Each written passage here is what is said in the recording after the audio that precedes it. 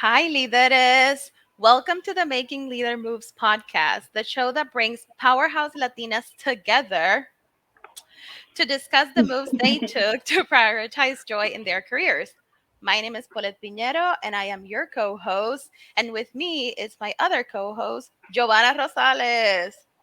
Oh, codo, codo, muñeca, muñeca. I like it. I like it. And today, in our first video podcast, we welcome las líderes from Alamo Branding. And today we have Nicole Moreno-Deinzer. Hi, Nicole. Hi, everyone. And Gisel Martin. Welcome to Making Leader Moves. Hi.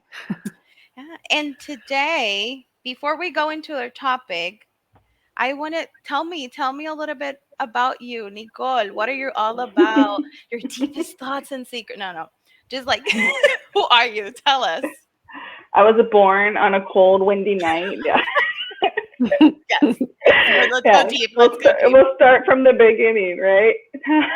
So, with Alamo Branding, I am the CEO and one of the founding partners with Gisel and Jessica, who is not with us today.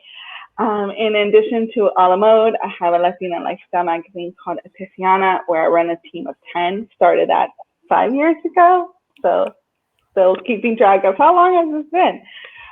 In addition to all my businesses, I'm a big book nerd, and I used to read one book a month, but I am proud to say, at least in 2021, I have read up to 20 books. So that's way past my goal. My goal is to finish 25 by the end of this year. So I will make that happen because I really want to hit that goal. So there's a number, and I'm like, I want to get there. So yeah, that's a little bit about me. Do you want to know more? So, yeah, serial entrepreneur, Yeah. Latina advocate, badass, Somehow make time to read. So find some avid time to reader, read. goal getter. Okay. Yes. Also, like, that's amazing. Okay, we need you on the show. We need the both of you on the show like 100 times. So, Giovanna, go grab the schedule before we wrap up today's call. I'm already taking notes for the next topic. Yeah. Love it. Love it. Giselle, tell us about you. When were you born? How many siblings do you have? I was born on a warm spring morning. Well, more like foggy spring morning. I am a serial entrepreneur as well. Yes. Yeah. I actually was on a track to become a professor, a college professor, and get a doctoral degree. And the universe was like, nope. Yeah. That's usually how it goes. I applied to like 20 schools over a time span of 2 or 3 years. And over again, I was like, okay, thanks. I get it loud and clear. But I've been able to use my experience and education to create a title for myself, a position for myself that not many people really understand, and I'm still trying to, and I navigate it every day. I add new things to it, take away things I don't want to do anymore. So yeah, That one. I am a business strategist and a spiritual wellness advocate. So Nice. I have it actually this September is going to be 4 years since I launched my business strategy, uh, coaching, consulting, services, all of the above services. I started it as a side hustler. I had a full-time job at a university. And then 2 years later, I quit my full-time day job and now I do this full-time. And now I also work for other like media companies as an independent contractor. I have my own clients. I am the CFO and co-founder of Alamo Branding with Nicole and Jessica. And I actually made a list of all of the things I'm like working on. Like, I'm like, I oh, love this. what? I know. When you said Um, introduce ourselves, Paulette, we're like, how much information do you want us to We yeah. want it know? all. The next We want topic it is all. the next topic is gonna be organization. Like Rosales. There you go. Time Successful note management, taken. Yeah. and organization. I've actually done workshop on that. Yeah.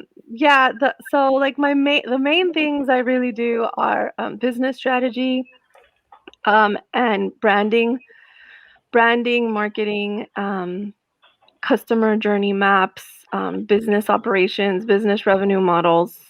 That's the main thing I do.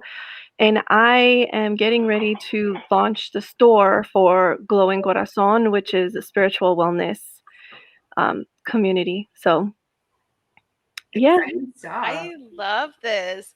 I love that each of us is our own, like, we're 10 businesses and one Latina, all four of us. And that part of why we wanted to talk about today's topic is because of that, because we can do so many amazing things. And we either are too scared of doing it, or we are waiting for others to validate us and stepping up into our power. So let's go into our topic for today. Today's topic is, are you a side hustler or are you a business owner? So tell me. And Giovanna, jump in and I'll jump in too. How I envision this is like the Latina, the view. Yeah. So you'll hear from one of us. But Nicole and Gisel, tell me, what do you Mm. identify with? A side hustler or a business owner? I feel like in my life I've gone back and forth between these two. But I think right now where I'm at, I am a business owner. So similar to Giselle, so I have a magazine and then I do social media strategy with my own clients. So there are a lot of businesses I'm running. But I also feel like as a small business owner, you are also sometimes maybe a little bit of a side hustler because you're trying to figure out like the next step and you're trying to, we live in a very expensive state. I don't know where you guys live, but in California. And so I feel like you sort of have to be a side hustler just so you can make ends To meet. survive. My Yes. children need to eat. Yes. I will say I'm no longer in California, but when I was, I've told this to Paulette before. Like, you literally make the money that you make to like just like enjoy the sun and the warm weather, and that's pretty much it. So I'm in Yeah. Chicago, so our winters are ridiculous. Oh, You yeah. may see me in January down there. Yeah. Come on by. Get out of the snow. That's But where we're yeah. going to do the retreat. There we go. The perfectionism retreat. I'm in Massachusetts. It's hella cold here too. So we're start. We'll sleep on the floor. We're fine. There we go. No worries. No worries. Giselle, what do you think? So for me, I like to look at the side hustler business owner as not like this or that, as more like a Yeah. spectrum. Love it. So I'm like always somewhere in the middle, leaning more towards business owner, but a little bit towards side hustler because of what Nicole just said, that as a business owner, you're always trying to figure out like how else could I make money? What other revenue stream could I add? And Yeah. and I think that may be very intimidating for a lot of people. However, once you know how to you go through the motions of creating a whole system, setting up a business, and it's like working and functioning, you literally just pick it up and put it somewhere else. You make some adjustments for whether if it's a product or a service or who's involved and things like that, and then it just create a whole new revenue stream. So um I think that the first time you do it is the hardest. The first time you set up a business is the hardest. And then after that, it does get I don't want to say easier, it gets I don't even know what word I want to Like, use, but it's not Maybe easier, but it's maybe not you like get more less difficult. Like scared. a lot of people think like, oh, you have all of these things you're working on, but to be honest, I'm doing like the same functions for like a lot of all of them. So it's Mhm. not like I literally have 8 things on my list right here. I'm not a solopreneur for all 8 of these things. That's awesome. So the thing Mhm. is, the key is collaboration. So for 1, 2, 3, 4, 5, 6 out of 8 of them, they're not solely my businesses. Only 2 of them are. That's The awesome. other ones are collaborators. So I play to my strengths and then I find people who complement me like Mhm. Nicole, and then we do stuff. And then we do more stuff cuz we know how to work together. Yeah. That's I love great because you're basically right. It's like finding the strengths and weaknesses within one another and just kind of collaborating on those, right? Like you're amazing at this and I'm amazing at that. So we're just going to go ahead and equilibrarlo, basically. Yeah. Yeah. I love maybe that. maybe that's why when I listen to the term side hustler and it gives me like hives, I'm like, no, we're entrepreneurs, like step into your power. I'm against side hustler term. So but I love that, but I love how you talk about it and how you present it, because you're Mhm. right. So I love that you're pushing me.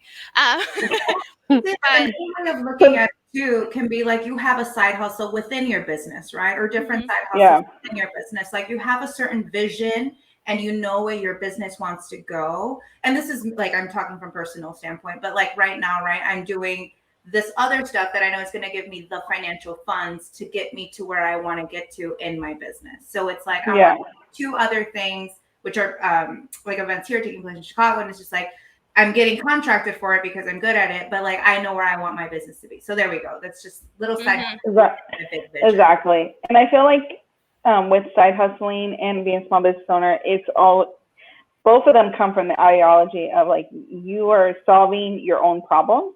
Mm-hmm. So, mhm. and I remember like when I was younger, I was thinking about this when I saw the question side hustler. I'm like, I don't think I'm a side hustler, but I remember like, well, I'm always finding a way to get me to bring in some income. So especially when I was younger and in college, like I was really focused in school, but I needed cash. So I would sell like cell phones. I would like do little, like just sell my clothes, like just try to get some money somewhere, and I feel like that's just something that's ingrained in some people where it's like, if you need that money, like you'll figure out a way to get it. Yeah, the way I really see it is that a side hustler is not where you focus most of your energy Mm-hmm. on, and it's not where most of your revenue or income comes from.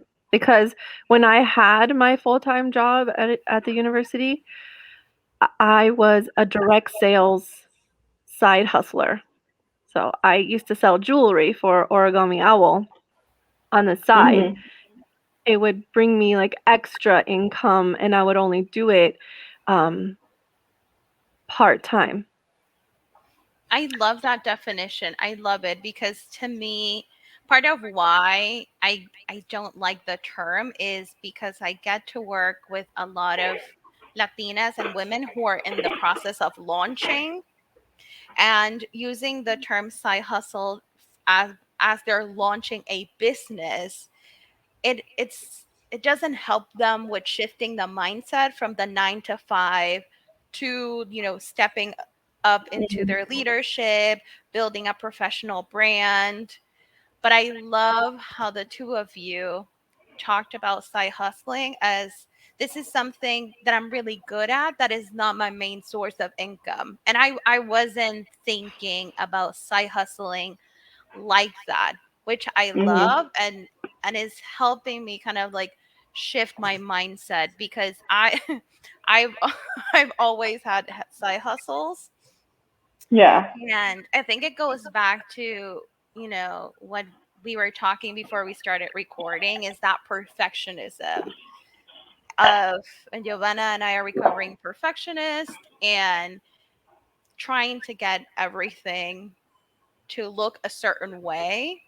you don't, that does not mean, something that looks put together does not mean that is successful. Yeah. Exactly. And because all four of us have worked in either, launching or business development at some point, we know the power of innovation and piloting things to see if they stick or they don't stick. But I really love that point of view of like, this is something I'm really good at, but it doesn't need to be my main source of income, or it doesn't need to be where I spend the most time on. Yeah. I love that perspective. Mhm. Agreed. Okay. So, what do you believe makes women, and especially women of color, refrain from calling themselves business owners? And you had touched upon it, Paulette. That's why, like, you're not the biggest fan of side hustles because it does Mm. the mentality shift takes either longer or sometimes doesn't even get there because of the fact that they're just like, oh, I'm side hustling. Yeah. What would you, Nicole and Giselle, say to that? Mhm.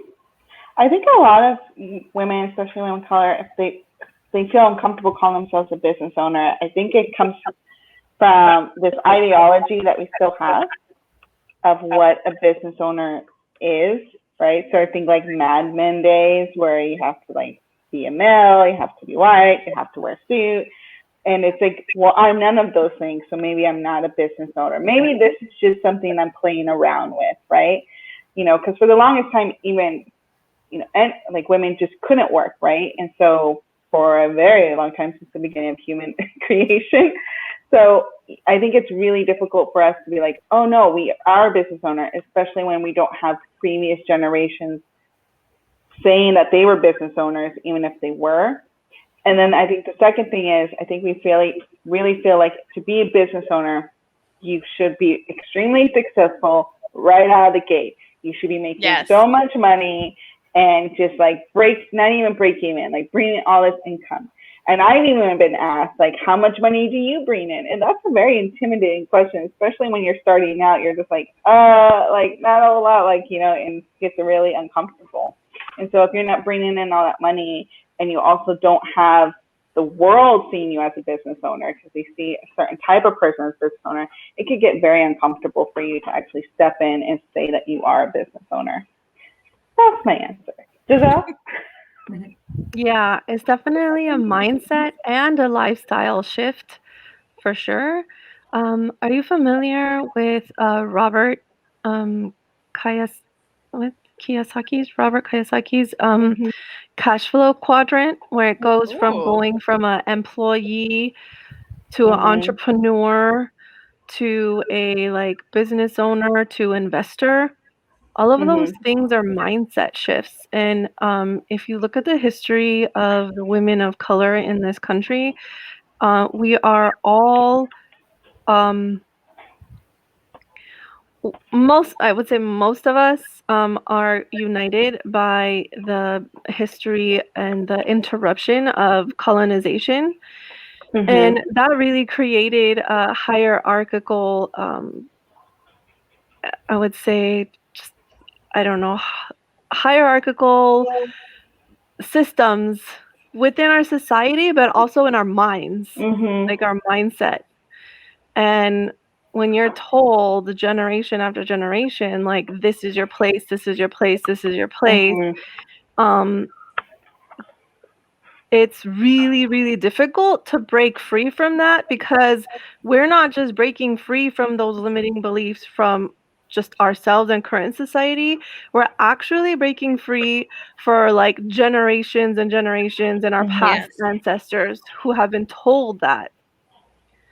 Where my culture, my family is from Mexico, and my culture, um, the women were seen in so many different ways. Everybody had a specific role. Everybody had a specific part of the community, and you are regarded, like highly regarded for that role. Like without that role, the community doesn't function, right? Exactly. Not hierarchical. It's very communal. Mm-hmm. And Based so on the that community needs, yeah. Yeah, and so that's one of the things is that's so important is for us to shift our minds and lifestyle to be more communal. And that's why I do a lot of collaborations, because we have that ingrained in us. However, we've been programmed for generations and generations to have this hierarchical thinking and living. So Yeah. it's super hard to break free from it. And it's something that it's not just going to go away. We have to consistently say, no, I don't want that limiting belief anymore. Like consistently, it's going to show up in different ways in different parts of our lives all the time. But it's definitely a huge mindset and lifestyle shift. And it begins the moment we make the decision and say, I don't want that anymore. I don't want to live that way anymore. I don't want to think that anymore. So it's the awareness is so important. But the moment that we make that decision, we're like instantly putting it and manifesting it or putting it into our life and begin practicing it. Yeah. Yeah.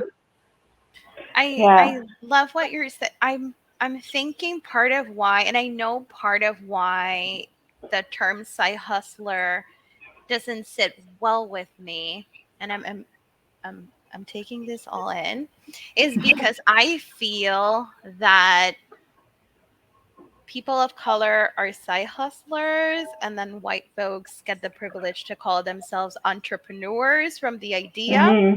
And I think part of side hustle culture, it's not the side hustle terminology, is this side hustle culture where folks of color, but especially Black and brown women, we have this feeling of we always need to be running, we always need to be doing many things, and we don't have the benefit of folks systemically, right, in the system, the powers that be, to be acknowledged as leaders and entrepreneurs.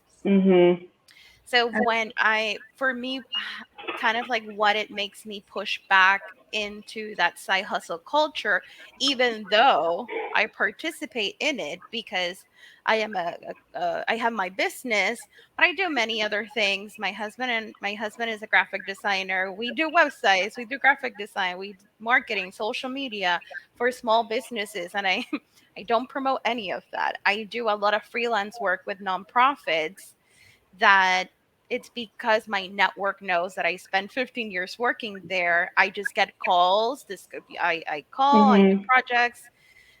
So I am part of it. But how I feel that side hustle culture right now, I would say in the last like 3, 4 years, it's it's for Black and brown women. Like if you don't do it, you're not enough. If you do it, you're still not enough. So give always gives me that reaction. But I think, Yeah. Giselle, what you're saying is also like it's about the life that you want to build for yourself, of pushing out those limiting beliefs. And what I what I'm also hearing is this is coaching me. What I'm also hearing is that fuck what everyone else thinks. If this is what you Yeah. want to do, and this is what brings you joy, and this is what makes you be successful, then you should be able to do it and fuck what everyone else thinks, without Yeah. ignoring that Yeah. we don't have equal access to wealth. And Exactly. I think it's Giselle and Nicole both kind of hit on it both. It's something that you have to consistently be working at. And it's something that I personally have to work on every day, right? Because like if I'm sitting, because I'm a community builder and then slash consultant. And so sometimes, it's like, oh my God, like I'm not dressed up to the nine, or oh my God, like I don't know this. Can I say, I will look it up for you and I will get back to you in a few days? It's just like, it's okay to not be dressed. It's okay to like not look like Mad Men. And I think it's me, like if I speak for myself, I'm more of the older millennial. So I do have that ingrained in my head, right? It is that cocktail, it is that happy hour, it is that cigar in hand, it is that if you're not an executive, like who are you? Exactly. It doesn't have to be like that. And so every morning, like I have to tell myself, like, you are a business owner. This is who you are. You are good at what you do. You are an expert at what you do, and experts always have to learn. So just because you're an expert doesn't mean that you know everything. You got to keep on learning. So Yeah. I love that absolutely both of you ladies are right, and I think it's something that we see in our Latina communities that we follow via social media, whether it be Instagram or Facebook, is that we are, as a Latina community, trying to mind shift ourselves from being, just an employee to being like, no, I can do this. I am capable. Yeah, Mhm. a big Yeah. thing is that we don't have a lot of examples, a I lot of generation paths graduate. to follow, a lot of paths that were created. So that's why we need to create them for ourselves and for anyone else to follow. And that's Mhm. not easy to do, and not everybody can do that. So if you're the one creating a path, just be proud of that. You're creating the path and others will follow. If not, then encourage, and you don't need followers, and you encourage other people to create their Mhm. own paths too. And that's like one of the things that's super difficult is we don't have all of these things inherited to us. I agree. Mhm. It's not, we don't have that social capital, um that navigational capital that other people, other cultures and genders have established already for hundreds of years Hmm. in this country. A lot And of us so, are first of everything, right? Like yeah, Yeah. first so time graduates. A if lot of the us. world doesn't see us that way and we don't see us that way, our Yes. own selves that way, then how could we actually do it or and live that way? But it does start with like, even if you don't know where you wanna go or what direction you wanna go in, it starts with, "I don't want this right now." Like, "I don't want this Mhm. anymore." And Agreed. try Mhm. different saying no is, like, so much more powerful than saying yes to things Oh sometimes. yeah. Oh I my mean, God, that's a quote. That's a quote for yeah, this episode. people go to therapy for years to learn how to say no. But one of the things I think, no, one of the things I think people might feel uncomfortable, probably maybe that's how you feel with the word term hustler is hustler and hustling has such a negative look in media, right? When you are a hustler or hustling and it's portrayed in media, it's always someone getting something off the back of a truck. It's always a person of color. It's always something shady, right? It has to be looking shady. So then when with millennials, Gen Zers, you sort of took on that term side hustler and sort of took it on as your own and switched to that. But it still has a lot of negative connotations sometimes. And I think that's what makes people feel very uncomfortable with that term. Mhm. Yeah. And I was reading a book, one of the books I was reading, Uncomfortable Conversation with a Black Man. And one of the things he brought up, it was geared towards conversations about race between black people and white people. And one of the things he brought up was that as a white person to be an ally, you have to realize you have like a 20, almost like a 200-year like head start in a Yeah. lot of things. And we see that here also with, like Giselle said, we don't have a lot of examples. So if you want to be an ally to anyone in POC, you have to realize you have like a head start. And so Mhm. we're still in a way playing catch up. We have to event the road, build the road ourselves, drive the road, test it out. We got to do all these things, and you already have had roads for years. So Yeah. it's Yeah. all of that. It's also, yeah, I love that you're bringing that up because I think the other piece of it is that the role models that we do get, the access of information, the folks that we see on Mhm. social media, the women that whether they're older, around our age, or even younger, the access that we have to them is when they made it. And Nicole, that also goes back to when you were talking about, people equal, like they see success as having money.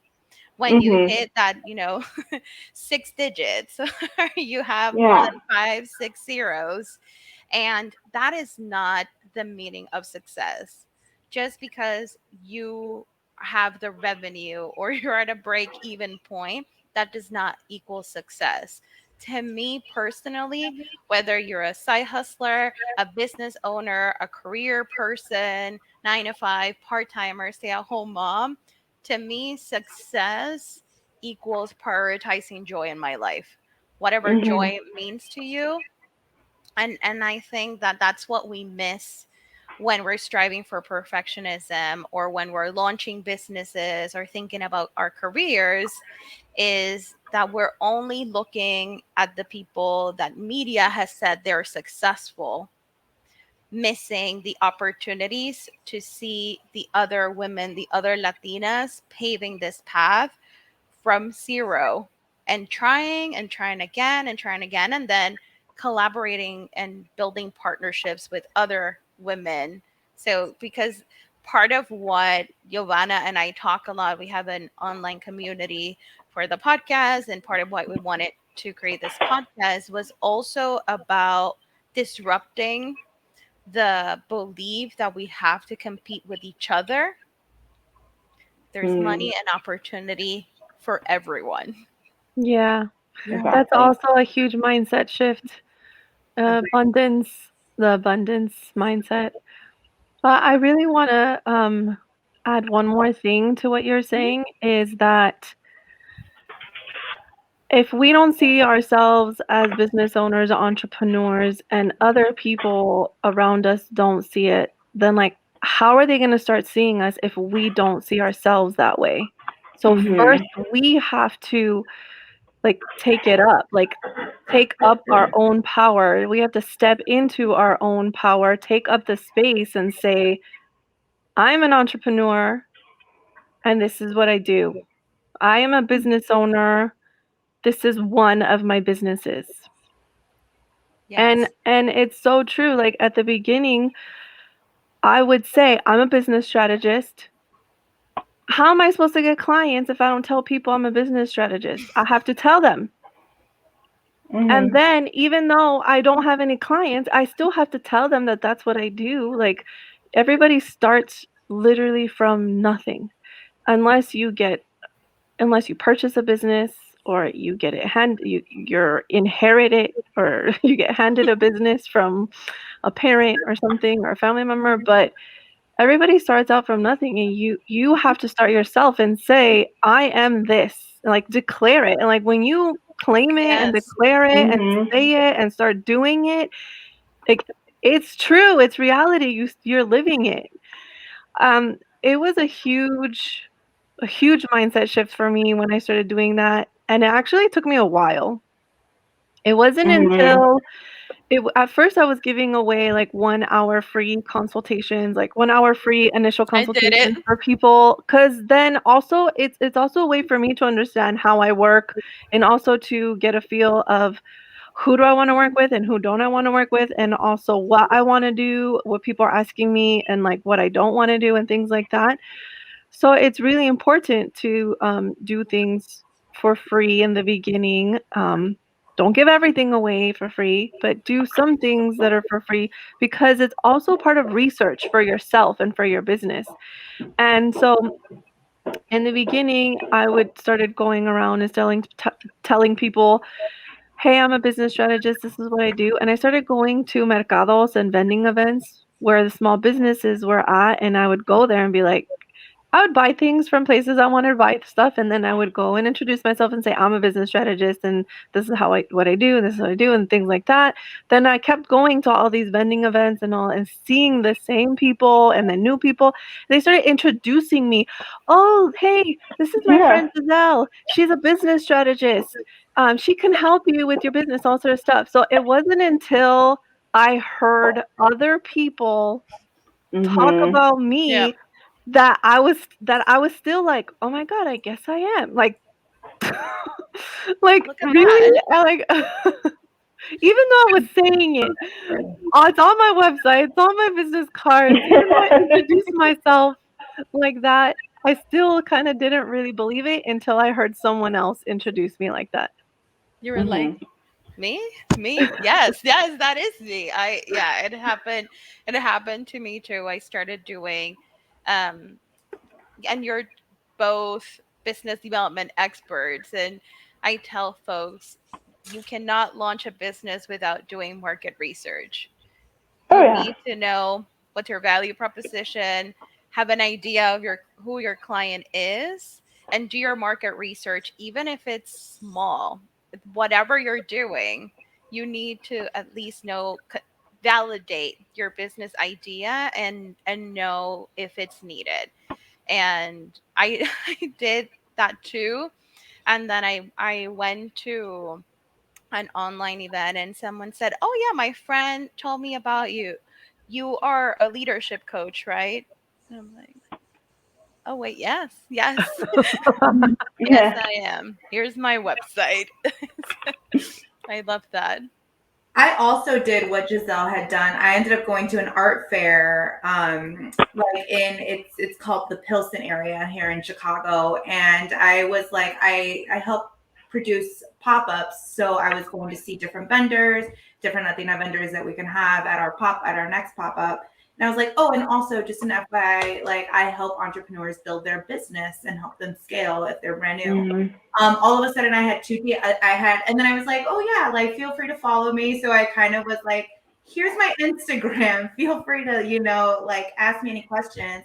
I got a few DMs, and then I even got this mom. So like, as you were saying, free information, Giselle, like there was this mom, she's like, my daughter starting her business. She's 13 years old, but like, we really don't know where to take it. And I was like, first of all, congratulations to her for knowing what she wants to do at such a young age. And Yeah. you for being the mother who supports her and isn't like, you know what, you actually need to go get a job because there's not enough food on the table. Like there aren't moms like you. There aren't enough moms like you. So I commend you for that.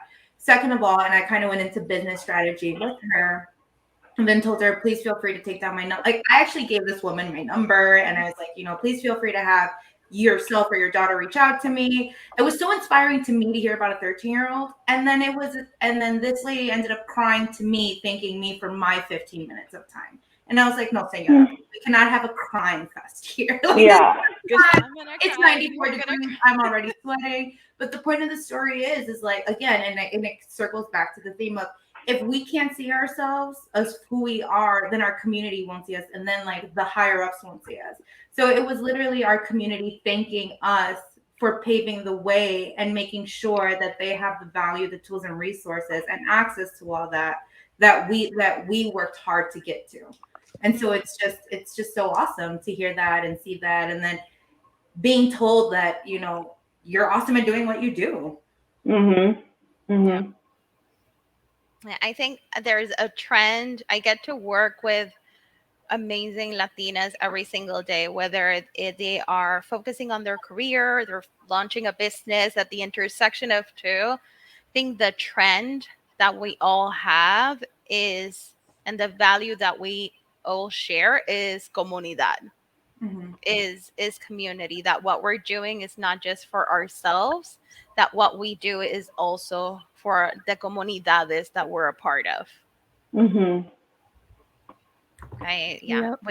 which I love. I think that's what makes Yeah. me decide that my niche is working with Latinas. I love everyone, but like there's something about Latinas that is just so good. Yes. Yeah. So I have a question. What are some of the solutions you're coming up with to thrive in your business? Oh, so I'll take that. So, actually figuring out how I could pay people. So, with my team growing to 10, now 11 for the magazine, that was a decision I made like a year and a half ago. So, 2019 is when I slowly started getting people. Like, there's always been people wanting to help with the magazine. Let me be honest. Like, people want to write, do videos, but they'll like ghost me, right? They write one article and then they leave. That's not really helpful. And so in 2019, I had two people that were really consistent, and I'm like, well, I probably should start paying them. So looking at my finances, figuring out how am I pay them, and then realizing for it to grow, I need to make this, I guess you could call it like sacrifice, right? And really figuring out like my finances so I can pay people, so that way I don't have to do everything. And it's been one of the best things ever. I love the fact that I don't have to worry about posting something on Facebook. Someone else is doing that. I don't have to worry about commenting on Instagram. Someone else is doing that. And it's like, there's still things I have to worry about because it's still my business. I get to focus more on like the bigger picture stuff. But it's been I feel like that's a big solution I came up with. Was like, okay, this is what I need to grow. I need people, and how can we make this work? Yeah, It's an that's really investment huge. that you have to do. Yeah. But Yeah. it also lies with that mentality that we need to do everything ourselves, and we Yeah. don't. And we Yeah. don't. Yeah, I always joke. So Giselle, Jessica, and myself, we are actually all the oldest in our families, which is sort of a shocker because most of my friends are usually the youngest or only child. So I was like, oh, okay. And I always joke, I'm like, I feel like as the oldest child, you learn how to delegate from a very young age. Like, because you have to, I don't know, like with my household, like growing up, it's like, you know, if there was, by a certain age, I got to tell my siblings what chores we had to do and sort of just figure out like the systems in place because mom's at work and dad's playing golf. And so it's my, like, here's the chore list, figure it out kind of thing. So. Oh my God. I'm the oldest of Giovanna. Are you the old? No, you're not the oldest. Oh, I'm definitely the oldest. Are you kidding me? But like with the you have a lot of cousins. Giovanna has a lot of cousins. Oh yeah. I love it. Yeah. Yeah. I'm I mean, the I have oldest like of everyone a too. family of all. Yeah. No, Oh, in yeah. the household, I'm the oldest. Yeah. Okay. Oh, look Yeah. at us. I There's know. a trend. There's a trend. I know. Not Yeah. surprising that this box is full of older. The older. The Yeah. older.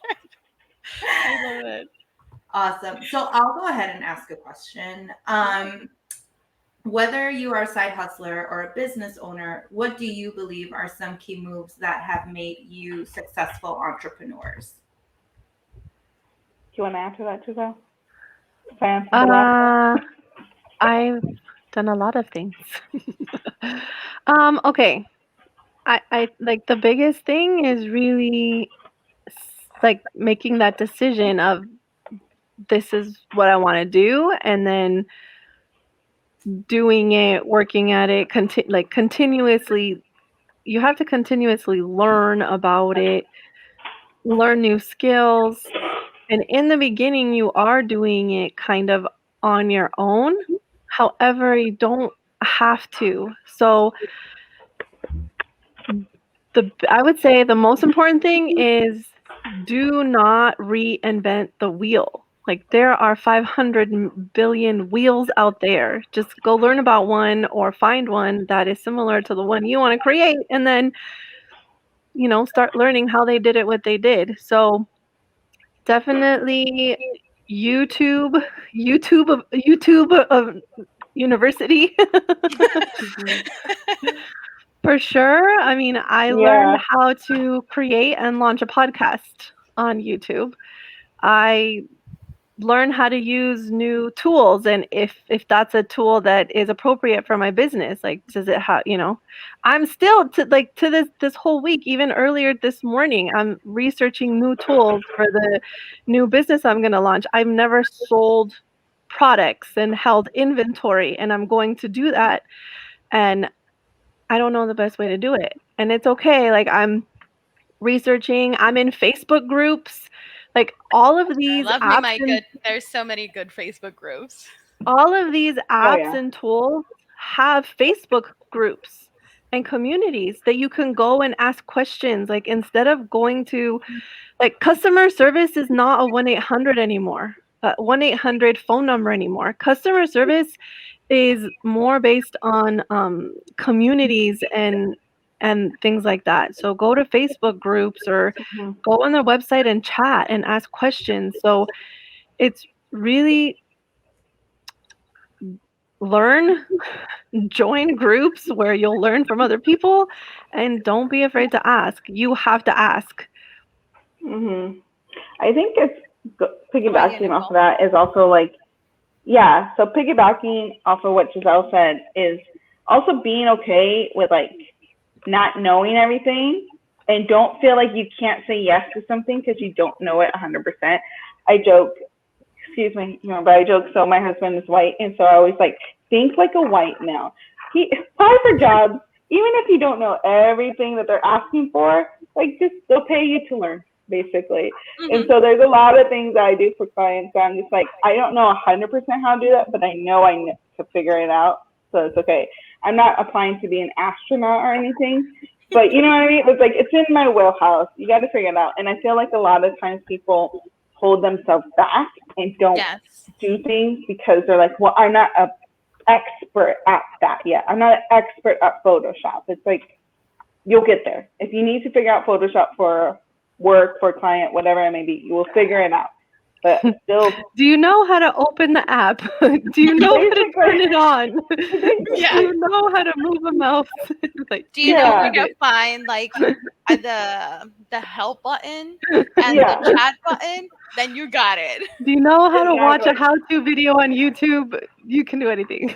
Yeah, Yes. and I even see this with people that work 9 to 5 that they'll read a job description and they have like 8 of the 10 qualifications, but they don't apply because they don't have all 10 qualifications. I'm like, are you serious right now? Like, you have 60%. 8 out of 10. 60, you should be applying for roles where you know 60 to 70% of the job description, because why would Very you tough. apply to a role where you know everything? That doesn't give you opportunities for growth. You're unable to showcase your learning and you're not Mhm. challenging yourself. So then stay at the job that you already want, that you already Yeah. have. Exactly. So basically, Paulette said, apply for that job after you watch this interview Yes. by stop procrastinating. Yes. That's my day to day. I Go apply for that I tell job and go start learning about the new business that you want to start. yes. Exactly. And just start. I tell folks like just start little by little. You'll figure it out. You will never fully understand not even your customers' needs. You will never understand your market. The day that you understand every system, it will get updated Oh and yeah. they'll do a new version. You just have to start small and then figure it out as you grow. Figure it Yeah. out as your customer, because your customer needs will change. Yep. And this Mhm. goes from whether you're doing a service-based business to a product, your customer will change. I Yeah. coach and Just mentor. start. Yeah, just start. I coach and mentor some businesses, and she she sells shirts. She has her Shopify store. She sells products. And what she realized, we did some market research. What she realized is that the people that were buying 2 years ago are now moms, and they were not buying the product because she didn't transform her business with her client. Mm. That And makes sense. then if that's not your client anymore, if you don't want to transition with your client, then you need to market to the younger folks who are interested in your product, but marketing, the messaging needs to look different, or the Mhm. platforms that you should be marketing your business should not be the same ones that you were using 2 years ago. And it's exactly what you're saying. Like, start, don't wait until it's perfect, and be open to change. It's Mm. hard, but you have to be successful. And sometimes you have Exactly. and you have to remember too, right? That the clients coming to you for solutions mean that they really don't know what's going on. So it's true. And like what you right? So I do consulting for entrepreneurs, but I also do a lot of community building. And so sometimes what to me is second nature, or what to me is quote unquote common sense, it's like, no, dude, the client doesn't know this. So you're good, it's fine, just move forward. If they end up like not liking that event that you did, like whether it's in power hours or like a mini weekend retreat, like you guys can go back and talk about it. But this is what they needed, right? They needed you to come in and give your expertise. Like, it's fine. You know more than what you think you know. So just go out there, Mhm. put yourself out. It does. And again, you're brave enough to do it. You don't have to be perfect to do it. Yeah. What is a book? So I wanted to ask you, what is a book every woman making leader moves needs to read? Oh, it really depends Okay, on what Nicole type has of like book. 20 of them, so Yeah, I she know. already Like, yeah, she already has a list of like 100, but I know. I'm pick like, well, two. it what depends. everybody needs to read is the list of books that Nicole says that you should read. Yeah, Go that's check out my Goodreads. You guys will get inspired. Oh, but I'm trying to think because I feel like the audience will probably want to read more nonfiction, and I'm more of a fiction reader, so I'm trying to figure out what was my favorite nonfiction book. So Share Giselle, you want to? both. Yeah, I know. So I think Giselle, answer first so I can actually. I'm looking at my bookshelf. I'm like, what is something I want to share with So everyone? I don't know if I have it here. Do I have it here? I Yeah, want to that's say okay, guys. I recently read this book, and it's super like small and little, and because all the work that I do, really it all stems down to having a clear brand and understanding that. um I'm Mm-hmm. playing with my puppy because my kids are at school and she has no one else to play with, so I get to play with That's her while I'm in meetings. love it.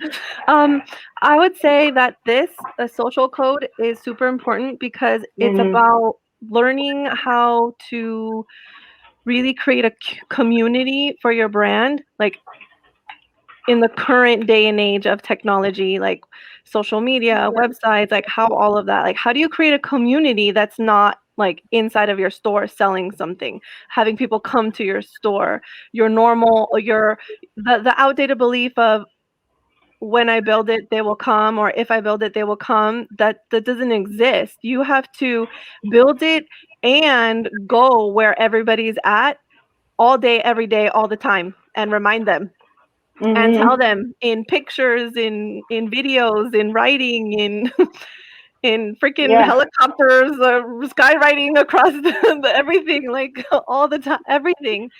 And so creating a brand is completely different than what we were used to when it was, growing up, and the brands that we would see. Every single person like is their own brand now too. Yep. So I would Mm-hmm. say the social code is super important for business owners, even nonprofit organizations, anybody and anything related to creating a brand. Love it. Yeah. Okay. So I have a few. So I have to narrow it down, guys. All right. So my three nonfiction books would be Becoming by Michelle Obama. So I feel like that is just it, not only is like you get to know about Michelle and Barack Obama's life, but you really get to see someone starting from really nothing and like the mindset and building up block by block. And there's a lot of things about her life that is relatable and you can get inspired from it. A second nonfiction book would be, I forgot the author, but Uneducated. It is this young woman, and she grows up in a very crazy household in like the mountains where both parents are just not mentally stable and refuse to get help. And somehow she gets into Harvard because she's really smart, but it's just more of like, again, it's inspirational because I feel like what we all talked about, we all think we have to come from a really amazing home and amazing household to build. But a lot of times you could build things even if you don't have that foundation. And the third nonfiction book would be You Are a Badass. I love it. It made me Yeah. laugh because it's so sarcastic. I'm very sarcastic. I'm like, we were speaking the same language in the book, but it's just, the whole book is just reminding you of like, you have to do it, right?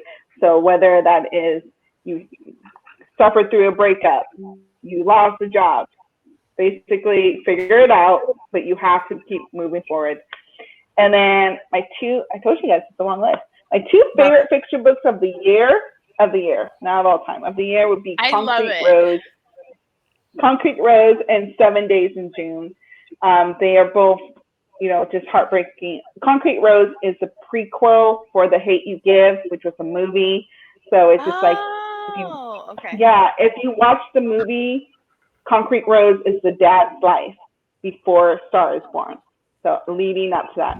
Oh, it gives you all the feels, guys. It's just like, made me cry. And then 7 Days in June is just a very passionate book, but you get to dive into Black literacy inner circle. There it is. I have like a whole bunch of tabs now open. awesome. If you guys really want, I will send you my link to Goodreads because I like to Yes. Of update course, all of it. please. Yeah. So, yeah. Please. And then Nicole, you know that she came out with like, you are a badass at habits, you are a badass at making money, and you are a Yes. badass every day. I just finished You Are a Badass Every Day. So that's like a good reminder one of like things that you just need to like every day. Yeah. Keep your mindset on the business mindset, right? Or like honing in on the awesome mindset. So yeah, I just got the habits and the money one. But yeah, I read the other two. Have any I of read you the guys yellow read? one. Yeah, the yellow. You That's Are what a I read. Yeah. Sorry, just taking the conversation. But one of the books I want to read nonfiction because it's really popular is Atomic Habits, and I really want to. I see it on BookTube all the time. People are doing reviews about it. But again, for me, nonfiction, I lean towards more fiction. So it really has to be like, nonfiction to me is like taking medicines. Like, I have to do this. I don't want to do this, but I have to. Yeah. So. Yeah, me too. I'm gonna go ahead and give mine out just because. Yes. Mine is Brave Not Perfect. I think that's an amazing book that was recommended by Paulette. It's awesome. And then I already finished this audio. I tell every woman that I'm opening because I know which one it is, so I'm gonna open to prove a point. My box came in today because I'm so obsessed with this book that audio wasn't good enough for me. I need it physically, so we're all gonna open it together. It's like an unboxing video. The unveiling of my favorite book right here. I want to see. If I'm right. I already know she started it. I want to see if I'm right. It is called "We Should All Be Millionaires" by Rachel. That cover is amazing because I know Gisel has talked a lot about it, and I know Paulette talks about it a lot as a coach. And it's called "We Should All Be Millionaires," but she talks about the mentality and the mindset and how to mind shift, because her as well, right? She comes from nothing. She came from nothing, and now she has a multi-million-dollar business. And how to change your mindset? Like, anything's possible. Anything's possible. Just do it. Just start. And then you're going to learn along the way. So it's not a big deal. Don't let these people tell you that you can't, or don't be influenced. Pretend like, oh, only the influencers, or only the influencers, or oh, only the people who wear suits. Like, no, you got this. It's you're amazing. Like, do it. And then like she talks about broke ass mentality, rich mindset mentality. You're like, I didn't even know I was doing broke ass mentality things. Just really good insight for mind shifting. I love it. I knew because Yovana loves that book, so I have it on my audiobook. But Nicole, I'm just like you. I love my fiction, and nonfiction is like, I'll put the audiobook because I have to do it because my professional development. But I love my fiction. I listen to a lot of nonfiction as an audiobook too. I'm like, okay, it's like a podcast for me, and I'm like, okay. Yeah, I always recommend for entrepreneurs, for anyone, but really for entrepreneurs, if you have a career, are an entrepreneur, just an entrepreneur, you're going into executive leadership, you have to read Drop the Ball. And if you are a parent or a caregiver, you have to read Drop the Ball by Tiffany Dufu. It goes into part of what you are all talking today about. You don't have to figure it out by yourself, and you are successful when you have time to have creative ideas and collaborate with others. So I love that book, and I'm also part of the crew, her mentoring program. So as we wrap up, tell us, where can we learn more about you and what you do, and where can our listeners follow you? Yeah. Gisel, you want to answer first? I like how you start answering and then like, oh wait, you answer. I'm trying to be fair, guys. I'm like a Libra. Things have to be equal. Libra too. Okay, so I will answer this one. For Alamode branding, you can go to our website, alamodebranding.com. You can learn about Nicole, Jessica, and I, all three of us. We, yes, we launched this last year. We started meeting like a couple months into the shelter in place during the pandemic. So yeah. And then definitely follow us on Instagram. We have Instagram Lives. We have a la mode Mondays. Paulette was on there. We have all kinds of cool tips and things for all things branding. And challenges. They have really, Yeah. really good challenges that I see them and I'm like, I see you guys. No, I have to do it. And I have done a couple. I just need to start tagging you. Create hashtags so folks can start like tagging the hashtag because I have done several of the ones that you have shared. Oh, that's so nice because we're gonna do prepare for your holidays challenge, like how to get your business ready for your holidays. So I love that. Another one for you to do. Yeah. And as for me personally, you can go to my website, giselmartin.com, and have all the ways, all the ways you can contact me there. If you want to see a little bit more of my content, I do have like Instagram TV videos on my Instagram at Gisel's World on Instagram. How about you, Nicole?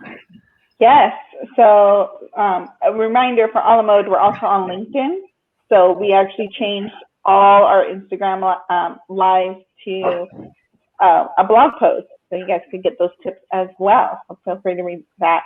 But for me, you guys can just find me at Nicole Moreno-Deinzer.com, and you guys get to learn everything I do there and different ways you could contact me and my different businesses. So it's really just my full name.com. So. Awesome. Well, thank you so much for joining us. I have been convinced that it's okay to call yourself a business owner and a side hustler. I am embracing it. I am accepting it. Yovana, how about you? You know what? I didn't have. I think because I lived in both worlds again, right? Like being like the older millennial, you're like, I am a side hustler, but I'm also a business person. So I think now, as far as for me, I know I have side hustles within my business, but I do approach myself as a business owner. Like I'm out here manifesting that shit. So people are like, yeah, we see you. Like, you're right. You are a business owner. Let's contact you. Exactly. Yeah. Love it. Well, thank you to our listeners for I'm joining taking a us. picture of us, our first ever. Got it. Yes. Thank you for joining us for this episode of Making Leader Moves. Do you want to connect with me and Yovana? We talked about the amazing Facebook groups. Well, our podcast has a Facebook group, Making Leader Moves. I go live every other Wednesday at 7 p.m. Eastern Time to provide free business and career advice.